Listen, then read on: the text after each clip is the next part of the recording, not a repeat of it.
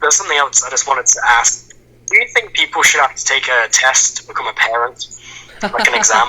Yes. Yeah. I think we've talked about this before. Absolutely. Yeah. Oh, okay. From an even more radical perspective, I think that it would be better to test each individual's ideology as one aspect, but going even further, testing their genetics and only allowing the cream of the crop to breed, because then you're basically forcibly pushing the evolution of humans further than it would otherwise at a much faster rate. And I don't know if that could be done ethically, and of course it's probably not realistic, at least not in this time, but I think it would be better overall. Sounds a bit arrogant. I was just about to say, it sounds like a master race thing. To be honest. No, you're not allowed to say that because you're blonde. Yeah. You can't. I don't have blue eyes, though, so I can get away with it. What traits are desirable for the human race, and who gets to decide that? That's the question. That's what's really difficult about this hypothetical. Well, we could at least start with the worst traits and then work our way from there and say, like, okay... Like birth defects and, like, genetic disorders? Yeah, if there's someone that has severe autoimmune diseases or severe, XYZ that is almost always transferred genetically to their offspring, then if you're worried about the species evolving, then it might be better to restrict those people from having children, or perhaps from having a certain amount of children. Yeah, that sounds like it would also solve a lot of overpopulation issues. So it doesn't really sound like a bad idea on paper, but I feel like it would cause a lot of people a lot of rage. Like you get a little test, and then it's like, oh, you're too stupid to be a parent. Yeah, that's why I said it's probably not realistic, but it's just more of a utopian kind of nice idea that is probably only works as a thought experiment. Would it... Say if someone went against the rules, they failed the parent exam, right, but they had a kid anyway, would that lead to a kind of government-mandated, like, forced abortion?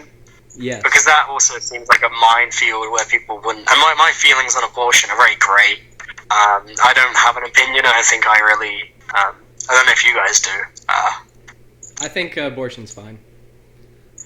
Yeah. I have somewhat of a feeling on it, and it's probably rather controversial, and a lot of people would probably really hate this idea, but I feel like if you put yourself in the position to be having a baby, and that happened, then perhaps the best thing you could do, at least for that child, the best thing you can do is raise them or carry them out throughout the term, which I know this is obviously a lot to ask, and it's easy for me saying this on the side, but carry them throughout the 9 months, and then if you're just not wanting this child, then you just give it up for adoption.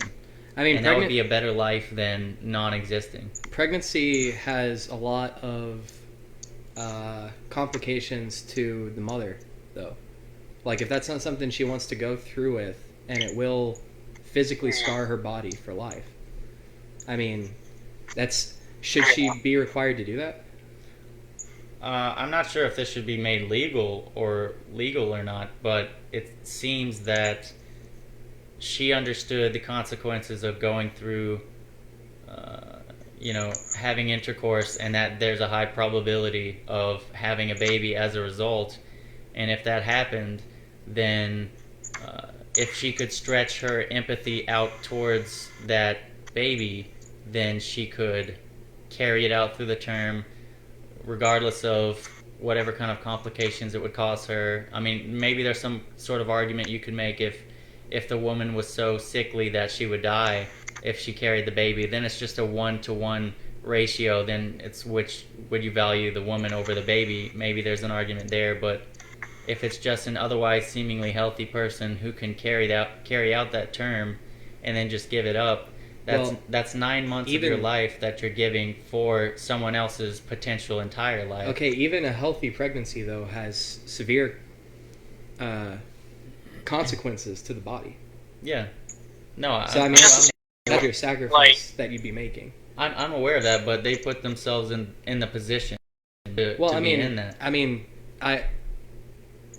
And really, not always, right? Like, I know this sure, is not really fair to go to extreme examples, but yeah, I mean, I know there are people who are raped and then have babies as a result, and I'll take that even there. There's more of an argument to be made against mine in the case of rape, and I don't have as strong as a stance on it. But in the end, I'll be much more empathetic and sympathetic towards you if you didn't want to carry out that term, because then you're carrying a baby you never asked for or didn't do anything to get, and was, placed within you without your consent. But just to it's still not about it's still not the baby's choice, or the baby had nothing to do with it either way, and it's not its fault that you were the victim of rape and that its coming into existence was a byproduct of that. So if you could stretch your empathy out towards just the child and detach the terrible circumstances that brought it about, then I guess it's just how far can you disassociate what happened as a result to get to that position, and how far you can empathize with the child or potential life in general. Just to interject with some anecdotal evidence, my dad grew up in foster care, adoption, and such like that, and it was horrible. Putting a child up for adoption, it might be better nowadays, but I know his experience with it was just disgusting. The way they treated children was closer to livestock than human beings. And I don't have any empathy for I hardly have any empathy for babies because they don't have any personality or memories, so I don't really see them as people either. They're just like cute blobs. I think around the age of 3 or 4, when they start to understand reality and be able to manipulate it, that's when I start having empathy for a child. That's just me. Some people probably, I find children cute, but I can't empathize with them. They don't really exist yet. In my a counter argument would be they haven't learned to become a piece of shit yet, so they're still pure. Yeah, and I resonate with your thoughts on the adoption system, because in the States, I'm not sure how it is in Europe as well, but in the States it's certainly less than optimal, to say the least. But the majority of people who live within the adoption systems, regardless of how tragic their upbringing was as a result of those systems, still prefer to keep their life.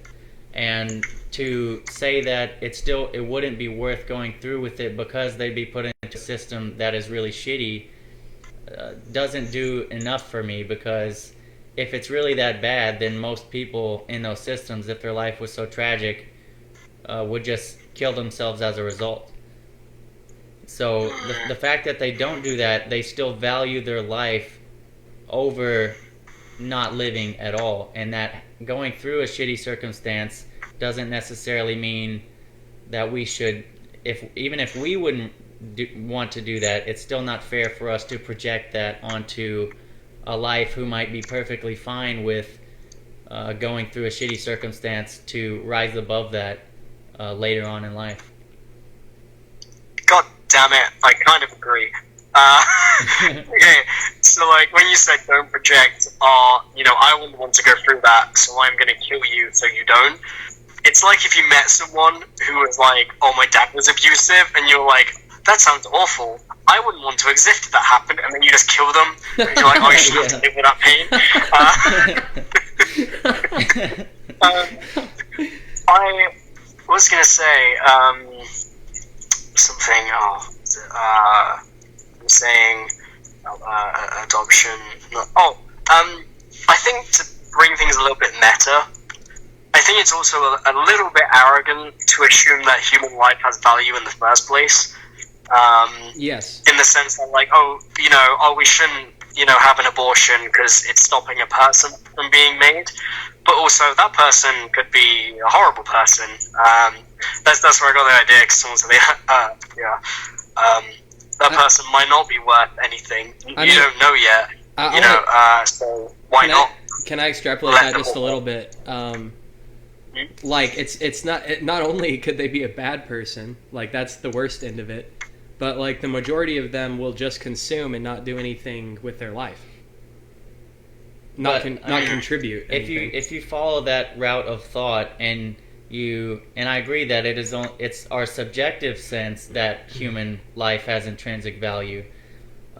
There's no objective reasoning to say human life has value unless you're saying it has value to some specific aspect. But overall, you can't really say that. So if that is the case, and there's nothing wrong with having an abortion simply predicated on that, then there should also be nothing wrong with killing anyone you see fit, especially if they are if they are consuming more than they are putting out within society, and are more of a tax on society than they are of benefit to it. While I, on principle, disagree, I kind of don't as well. I think, say if, like, someone wakes up one day and they think, I'm going to kill people, then from their point of view, I wouldn't say that's immoral, because morality is very subjective. So that person is a murderer, they are subjectively doing the right thing. According to my morality, I would want to stop them, but I don't think that they're doing something wrong on, like, an objective scale. It's more like the majority of subjective scales would dislike it, if that makes sense. So I'm not saying, like, murder is inherently wrong, but enough people find it subjectively wrong that it's just considered bad. But that doesn't mean it's actually bad. It's just we view it as that.